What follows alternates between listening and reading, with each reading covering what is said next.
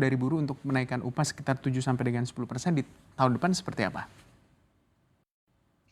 Ya, saya kira gini Mas, permintaan tersebut saya kira hanya berdasarkan asumsi sendiri ataupun survei pasar.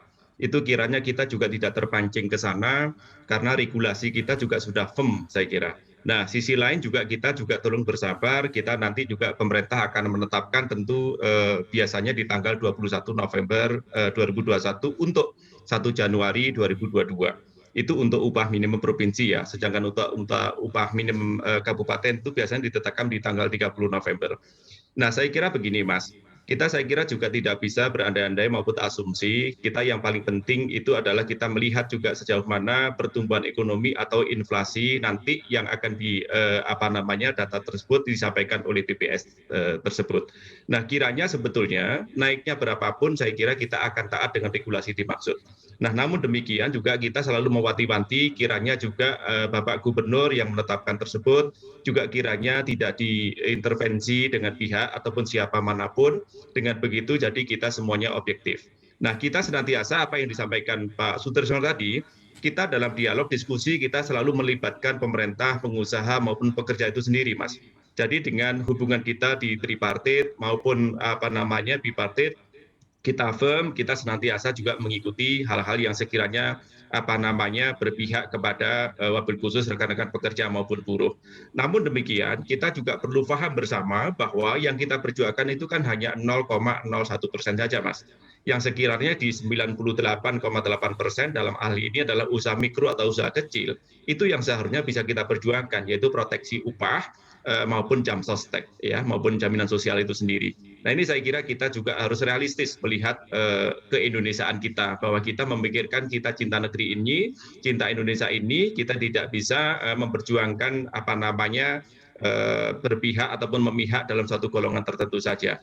Nah, ini saya kira kita melihatnya adalah ke depan gitu ya. Terlebih kita juga situasinya masih pandemi COVID-19 ini saya kira juga cash flow dalam hal arti kemampuan perusahaan kita juga masih recovery paling nggak butuh 1 ataupun 3 tahun ke depan.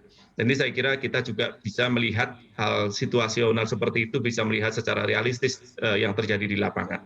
Saya kira seperti itu, Mas. Ya, Pak Adi, kalau kita berkaca di 2021 kan ada beberapa daerah yang berani gitu untuk memutuskan kenaikan upah minimum provinsi atau UMP juga nggak sejalan dengan apa yang ditetapkan oleh pemerintah pusat. Nah, bagaimana kalau di 2022 mendatang hal itu terjadi lagi? Pandangan Anda dari pengusaha. Ya, kita harapkan tidak terjadi seperti itu ya, karena kondisi ekosistem pengupahan ini memang perlu kita jaga bersama. Nah, ini kiranya kami juga sudah berkomunikasi dengan Bapak ataupun Ibu Gubernur yang ada di beberapa wilayah. Beliau juga akan taat ajas tersebut. Dalam hal ini adalah regulasi yang ada, dalam hal ini adalah Undang-Undang Cipta Kerja maupun PP 36 tahun 2001 tentang pengupahan itu sendiri. Nah, ini harus kita kawal bersama, Mas. Ini harus kita taati bersama. Dengan begitu kita jadi ekosistem tentang pengupahan ini jadi kondusif gitu. Ini saya kira yang paling penting gitu ya. Jadi kiranya jika ada ketidakpuasan satu dengan yang lainnya kan ada mekanisme hukum, ada mekanisme konstitusional memang yang harus kita tempuh. Namun kiranya kita juga melihat suatu iklim di Indonesia ini, wabil khusus investasi, ya, pertumbuhan ekonomi ataupun inflasi itu sendiri. Nah, inilah yang harus kita kedepankan. Nah, dunia usaha dan dunia industri itu tidak akan bisa growth, tidak bisa akan tumbuh gitu ya, jika kita masih mempersoalkan hal-hal yang seperti itu. Itu pun kan sebetulnya volumenya juga yaitu belum merepresentasikan angkatan kerja yang ada di Indonesia yang kurang lebih 136 juta itu.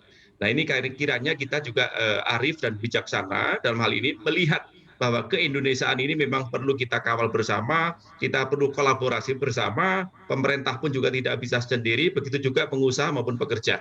Nah, kolaborasi seperti itulah harus kita kedepankan di saat terlebih-lebih juga pandemi COVID-19 ini. Untuk informasi lebih lengkap dan berita terkait, klik link deskripsi. Dan jangan lupa juga untuk download aplikasi CNBC Indonesia yang tersedia di Play Store dan juga App Store. Jangan lupa subscribe ya.